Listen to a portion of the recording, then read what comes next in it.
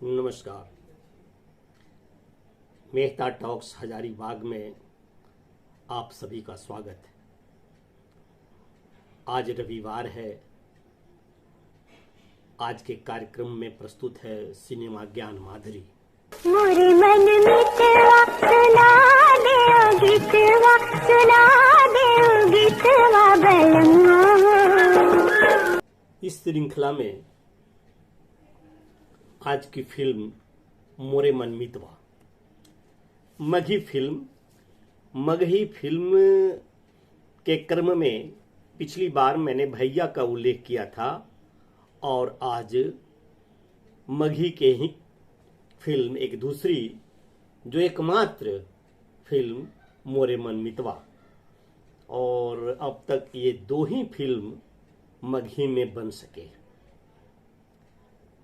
और इन दोनों फिल्मों का कोई भी अभिलेख, सीडी, किसी तरह का विस्तृत दस्तावेज उपलब्ध नहीं है। मगही का बहुत बड़ा सौभाग्य नहीं रहा। अद्यपि की मगही एक बहुत ही समृद्ध भाषा है, प्यारी भाषा है, मीठी भाषा है, किंतु इसके भी मगही को जो सम्मान मिलना चाहिए था अभी तक नहीं मिला। इस मगही के लिए कितने धरना प्रदर्शन अविभाजित बिहार के समय हुआ। मगही भाषी क्षेत्र झारखंड और बिहार के उन क्षेत्रों को मिला दें जैसे हजारीबाग, चतरा, कोडरमा, गिरिडीह, गया, औरंगाबाद, जहानाबाद, नवादा, नालंदा और पटना, तो लगभग 4 करोड़ की जनसंख्या मगही भाषी हैं। और सुमधुर भाषा का यह स्थिति, खैर जो दुर्दशा भैया फिल्म के समय जो गाथा मैंने गाई थी वही आज पुनः मोरे मन मितवा फिल्म का उल्लेख करते हुए भी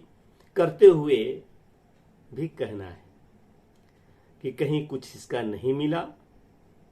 इसमें कितने गाने थे, गाने वाले कलाकार का पता चला, मगर गानों के बोल सभी गानों का नहीं पता चल सका। इस फिल्म को मोरे मन मितवा को 1965 में आर.डी. बंसल नाम कर एक निर्माता ने इस फिल्म का निर्माण किया, परंतु पूरा प्रयास निर्देशक गिरीश रंजन का था और हरिश्चंद्र प्रियदर्शी जो इस फिल्म के गीतकार थे, ललन थे, कुछ गीतों को लिखने में सहयोग किया।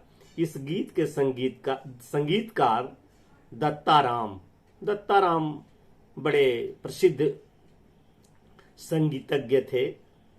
दत्ताराम का पूरा नाम दत्ताराम वाडेकर था और इस फिल्म में जितने भी गाने थे, जैसा कि बताया, उन गानों को हरिश्चंद्र प्रियदर्शी और ललन ने लिखा, किंतु पार्श्व गायक की एक समूह था। सभी अच्छे गाने वाले गायक थे, कौन नहीं थे? मोहम्मद रफी, मुकेश, मन्ना डे, मुबारक बेगम, ये सारे कलाकार गायन से जुड़े थे। इस फिल्म को जोड़ा गया था। आश्चर्य था। आज हम उसमें काम करने वाला कलाकारों के विषय में भी कहें तो सभी सुप्रसिद्ध चोटी के कलाकार थे। सुजीत कुमार, बेला बोस, हेलेन, छाया देवी, पहाड़ी सन्याल, ये वही पहाड़ी सन्याल जिनको आपने आराधना में देखा होगा, शर्मिला टैगोर की वो पहली किरदार में उनके जो पिता थे।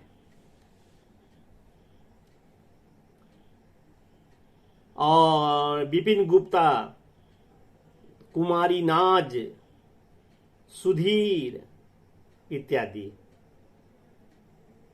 तो इस फिल्म के गाने बड़े मधुर थे। मोरे मन मितवा सुना दे ओ गीतवा, सुना दे ओ गीतवा बलमा हो गीतवा जगावे मोर मनमा, बलमा हो गीतवा जगावे मोर मनमा। सुन गोरिया कैसे सुनैयौ गीतवा, सुनैयौ गीतवा सजनिया है गीतवा जगावई तोर मनमा, सजनिया है गीतवा जगावई तोर मनमा। अपने दिनों में जब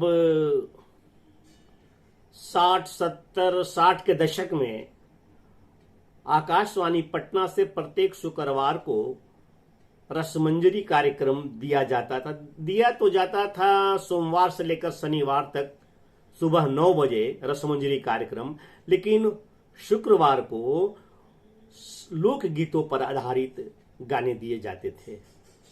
उस गाने में भैया फिल्म के तो कोई गाना कभी सुना नहीं, लेकिन मोरे मन मितवा का एक गाना कुसुम रंग चुनरी रंगा दे पियवा हो अक्सर सुना करता था। और इसके गीतकार के रूप में हरिश्चंद्र प्रियदर्शी का नाम लिया जाता था।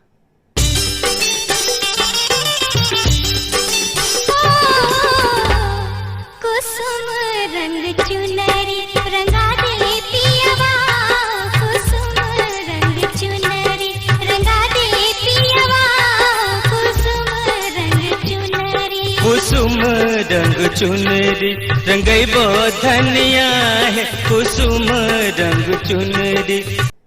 हरिश्चंद्र प्रियदर्शी मूलतः बिहार शरीफ सोहसराय के रहने वाले प्रोफेसर थे। उनके छोटे भाई लक्ष्मीचंद प्रियदर्शी हिंदी विभाग के विभागाध्यक्ष कन्हैयालाल साहू कॉलेज नवादा में थे। तो लक्ष्मीचंद प्रियदर्शी जी के साथ तो हम लोग का एक बहुत ही काफी समीपता और निकटता थी। हम लोग सभी मिलकर के एक पत्रिका निकालते थे, सुमन त्रैमासिक। इसी सुमन का एक वार्षिक अंक ये स्मारिका निकाला गया था। नवादा के जिला के रूप में जब उद्घाटन हुआ था, तो उस दिन हरिश्चंद्र प्रियदर्शी भी थे उस कार्यक्रम में। बहुत बड़ा समारोह था तब। खैर, हम मगही की बात कर रहे थे। मगही एक समृद्ध भाषा होते हुए भी हम लोग अपने घर में भी नहीं बोल पाते हैं, बाजार में भी नहीं बोल पाते हैं। एक मगही दूसरे मगही भाषी से मिलता है, मुलाकात होती है, तो वो बोलते नहीं है। लेकिन दूसरे भाषाई क्षेत्रों वाले धड़ाधड़ अपने भाषा में बात करते हैं। यह दुर्बलता हमारे अंदर है। जबकि एकरा से निम्न कोई भाषा एकदम भाव प्रकट करने वाला, जैसे टुकुर टुकुर ताकै, मगही में या लचकैत जाए, बहंगी लचकैत जाए, लचकैत जाए का भाव, लचकैत जाए का भाव कहां से आ सकता है किसी दूसरे भाषा में? बहंगी लचकैत जाए। मगही भाषा इस प्रकार का भाव प्रस्तुत करता है जैसे कि वास्तव में वो बांस लचक लचक रहा है। हमनी के दुर्भाग्य कि हमनी बोले नहीं पावे इस सब के साथ।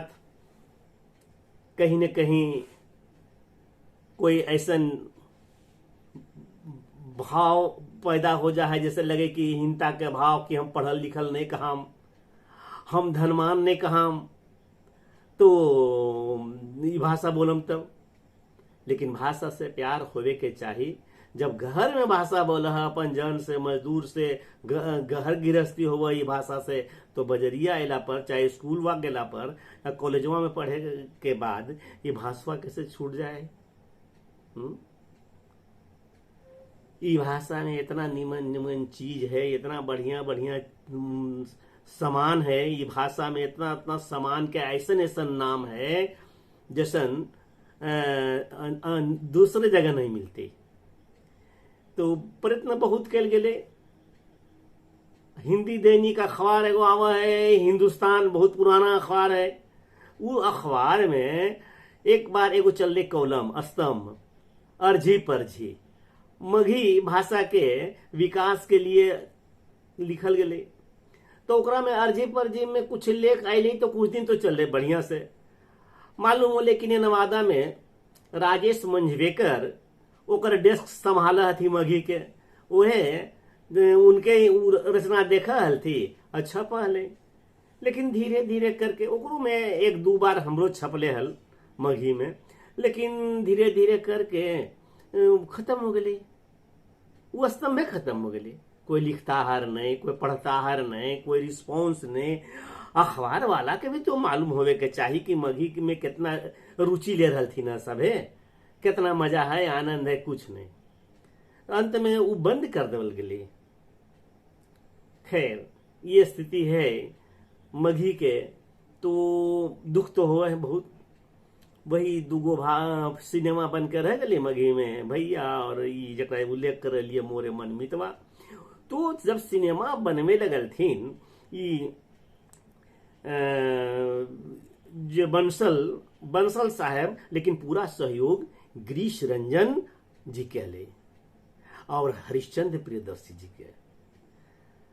एक शूटिंग होले हल पटना मेडिकल कॉलेज में, तत्कालीन जरा कहा है पटना मेडिकल कॉलेज, अब तो पीएमसीएच हो गए। तो पीएमसीएच में वो कहानी एकरा में ये है कि एक बड़गर बढ़न जमींदार हलथिन राय बहादुर अंबिका प्रसाद। उनका एगो बेटा हले रमेश बड़ी पढ़े लिखे में तेज कुशाग्र बुद्धि के प्रतिभा संपन्न लड़का हले। अब बचपने से ओकरा गांव में एगो लड़की हले, गांव के दूसरा छोर पर जिरी दूर पर रहले सरजू महतो के एक बेटी कमली। दोनों साथे खेले हलथिन हरा पोखरा खेत खरियानी, और दोनों में बड़ा अच्छा प्रेम हो गए। बचपन के प्रेम आगे बढ़ करके आगे चल करके कमली बड़ी खूबसूरत हल थी, बड़ी सब गुण संपन्न निमन। और ओकर बाद धीरे धीरे बड़ा होलथन सब। तो ये रमेश बाबू चल गए पढ़े ले पटना मेडिकल कॉलेज। मोरे मन मितवा फिल्म में देखल गए है कि जब शुरू में दिखावा कास्टिंग, तो मेडिकल कॉलेज पटना के सुपरिटेंडेंट के प्रति आभार व्यक्त कल गए है कि भाई पटना मेडिकल कॉलेज बड़ी दिल की सुविधा ये फिल्म के सिनेमा के बना में ले शूटिंग वूटिंग ले। तो वहां से जब सब बड़ा होल थी तो रमेश अपन बाबूजी से कहलथिन कि हम कमली से विवाह करवे। कमली सरयू महतो के सूरज महतो के बेटी हले। सूरज महतो के दू बियाह होल, पहलौठी हलथिन जब मर गल थी, तो ओकरा मरे के बाद दूसर बियाह सूरज महतो के थीन।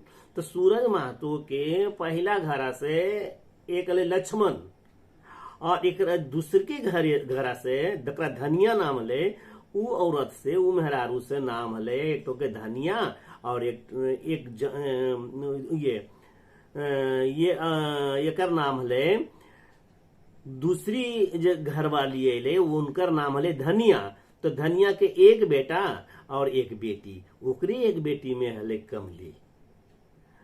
तो जब रमेश अपना बाबूजी से कहलथी कि हमरा कमली से बियाह करे के है, ये बात सुन के रमेश के बाबूजी राय बहादुर अंबिका प्रसाद एकदम बिगड़ के वो आग हो गए थी। ये कैसे होते, ये गांव का बात है और वो जाति के दूसर महतो के घर में शादी होते। अंबिका राय बहादुर अंबिका प्रसाद जब बिगड़ गेलन तो इनका सब सिटी पिटी गुम हो गल, सब प्यार मोहब्बत हवा। ये डर से कुछ कर न सकलन, एक दूसरे से मिलते हलन, लेकिन तभी रमेश के जब पढ़ाई चालू हो गए कॉलेज, तो कॉलेज चल गए पटना। ई बीच में सूरज महतो के देहांत हो गए। सूरज महतो के गुजर गेला के बाद सतेली माए तो सतेली हले, लेकिन घर के मालिक लक्ष्मण हो गए। लक्ष्मण के शादी भी हो गए, तो सतेला भाई बोलती लक्ष्मण के मेहरारू, लक्ष्मण के घरा वाली ये कमली के नहीं बर्दाश्त करे। कमली के प्रति काफी दुर्व्यवहार, और अंत में कमली के बियाह कर देवल गई ठौरे एक बस्ती में। उ बस्ती में बियाह हो गए, और जो मालूम होले रमेश बाबू के पटना में कि कमली के फलना दिन तारीख है, तो वो भी वहां से आइलन तो देखे कि कोई उपाय ने कमली जा रहल थी हल डोली पालकी सवारी से अपन ससुराल, तब तक ले पहुंच गए रमेश बाबू भेंट में कमली के एक ठो बनारसी साड़ी दिलथिन। कमली के सहेली होते हलथिन फुलवा कमली के तरफ से जे रमेश बाबू के फोटो हले, वो फोटुआ लौटा दिलथिन। यहाँ गलती की होले कि भाव समझ में नहीं ले बाती। रमेश बाबू समझ नहीं सकलथिन कि फोटो उनका काहे लौटावेल गले। वो इस फोटो के लौटावे के अर्थ सीधे समझ गलथिन कि अब कोई मतलब हमरा से मत रखिए और न कोई रिश्ता रहलो।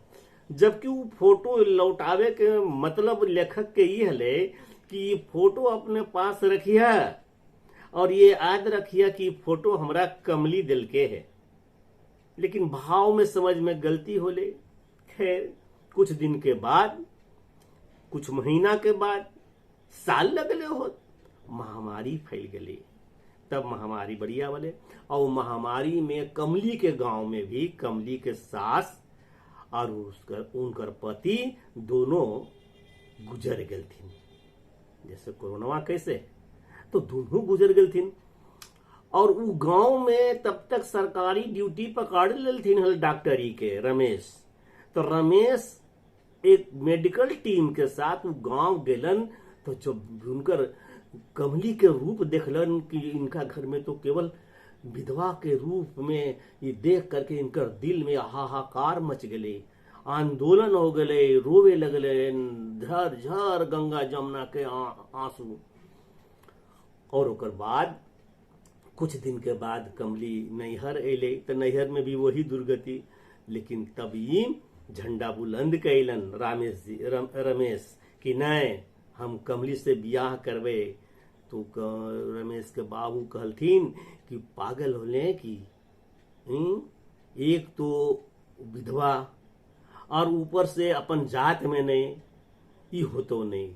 लेकिन उस समय भी जब ये फिल्म रिलीज हो रहा 1965 में, तो 65 में भी रिलीज हो में कहानी में यह बता दिया गया कि सब तरह के जाति भाति के भेदभाव दूर करके समन्वय का संबंध स्थापित करने का एक अवसर मघी ने दिया था, मघी समाज ने दिया था, और उसको वो स्वीकार करना पड़ा समाज को, फिल्म को।